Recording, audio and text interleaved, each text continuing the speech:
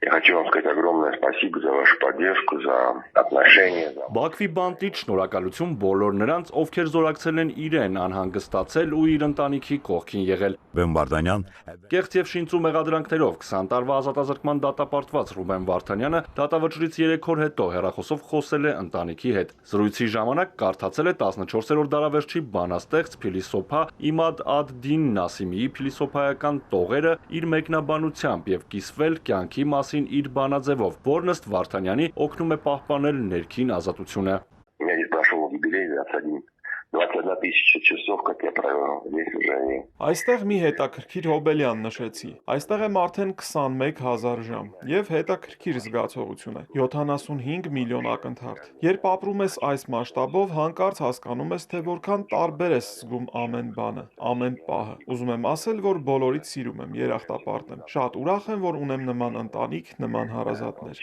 Վարդանյանը նշել է, որ Նասիմիի փիլիսոփայությունն ուժեղ ազդեցություն է գործել իր վրա։ Я власть, я вечное богатство, но сам века я не вмещусь. Хотя сегодня Варданян, я гуманист и армянин.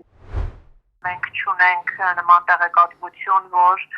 խոսքերը իրեն չեն եւ որոշակի հոգեբանական կամ ֆիզիկական հարկադրանքի ներքո է ասվել։ Նշեմ, որ տպավորություններ է ձևավորվել, թե դա դատական դահլիճում դատավճռի հրապարակման զուգընթաց պրոցես է եղել, որը հավելյալ ձայնագրվել է։ Սա իրականությանը չի համապատասխանում, այսինքն նման տպավորությունները թյուր են, իրականում դատավճռի հրապարակումից եւ հրապարակումից օրեր անց ունեցել է հեռախոսազրույց ընտանիքի անդամների հետ, որի շրջանակներում հայտնել է այդ տեղեկատվությունը։ Բաքվի ռազմական դատարանի որոշմամբ պատժաչափի կեսը 10 տարին Ռուբեն Վարդանյանը պետք է անցկացնի խիստ ռեժիմի բանտում։ Ռազմական տրիբունալի բեմադրած դատի շինծու որոշումը դեռ օրինական ուժ չի ստացել։ Իրավապաշտպան Սիրանուշ Սահակյանը հայտնեց, որ Վարդանյանը դեռ դատապարտյալի կարգավիճակ չունի։ Որոշումը օրինական ուժի մեջ մտնելուց հետո միայն հայտնի կլինի, թե առաջին 10 տարին խիստ ռեժիմով բանտում է անցկացնելու, թե մեկ այլ քրեակատարողականում։ Կան բողոքարկման ժամկետներ, իհարկե այդ բողոքարկումը ձևական կլինի, քանի որ Ադրբեջանում արդյունավետ իրավական պաշտպանության միջոցներ չկան եւ այդ դատարանները չեն կարող ապահովել խախտված իրավունքների վերականգնումը, բայց նշենք, որ ձևական առումով կա բողոք ներկայացնելու հնարավորություն